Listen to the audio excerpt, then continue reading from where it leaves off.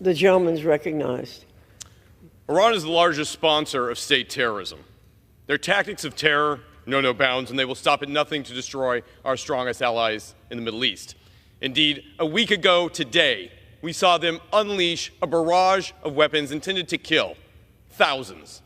Christians, Jews, Muslims.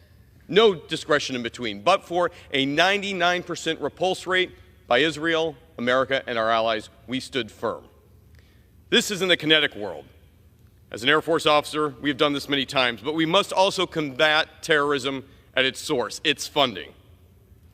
As a counterintelligence officer, I know the enemy must be fought on the battlefield, but behind the scenes, we must also commit to crippling them with their lack of ability to gain financial services that they then supply the funding for Hamas, Hezbollah, Houthi rebels, and the IRGC.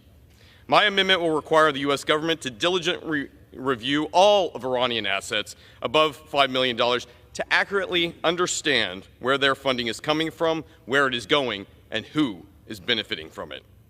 Right now, Congress lacks critical information surrounding U.S. Treasury's non-enforcement of current sanctions that have allowed more than $80 billion in illicit oil sales alone to come into the country. And this amendment requires transparency, so Congress and the American people never have to hear about billions potentially being transferred to Iran through the press and not through this administration.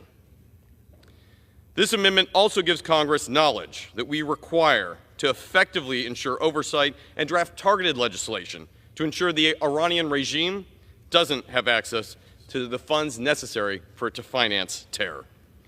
Finally, this amendment holds Iran accountable for their direct funding of terrorism, ensuring that Iran does not have access to the financial assets to enable their reign of terror throughout the Middle East and to those right here in the United States. I urge my colleagues to support this amendment. Congress must be aware of Treasury Department's relaxation and non-enforcement of current sanctions on Iran today, and this amendment should be implemented immediately. Thank you, Madam Chair, and I reserve the balance of my time. The gentleman from Iowa reserves for